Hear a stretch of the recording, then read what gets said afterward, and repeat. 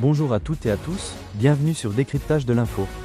La Confédération africaine de football a rendu publiques les sanctions disciplinaires à la suite de la finale très tendue de la CAN 2025, remportée par le Sénégal face au Maroc. Un match marqué par de fortes tensions, aussi bien sur le terrain que dans les tribunes. Côté sénégalais, les sanctions sont particulièrement lourdes. Le sélectionneur Pape Bouna Thiaw a été suspendu pour 5 matchs officiels de la CAF et condamné à une amende de 100 000 $ pour conduite antisportive, après avoir encouragé ses joueurs à quitter le terrain. Les joueurs Iliman Ndiaye et Ismaïla Sarr écopent chacun de 2 matchs de suspension pour comportement antisportif envers l'arbitre.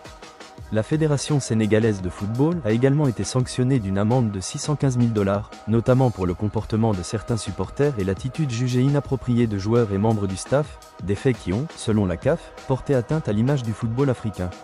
Du côté marocain, la CAF a aussi prononcé des sanctions. Le capitaine Achraf Hakimi est suspendu pour 2 matchs, dont un ferme. Son coéquipier Ismaël Saibari reçoit une suspension de 3 matchs ainsi qu'une amende de 100 000 $.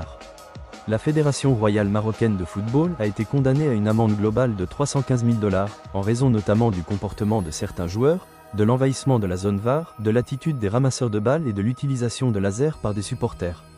A noter que toutes ces suspensions concernent uniquement les compétitions CAF et n'auront aucun impact sur la prochaine Coupe du Monde.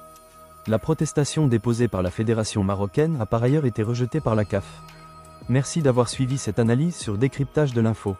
Abonnez-vous à la chaîne, activez la cloche de notification, et restez connectés pour ne rien manquer de l'actualité sportive et internationale.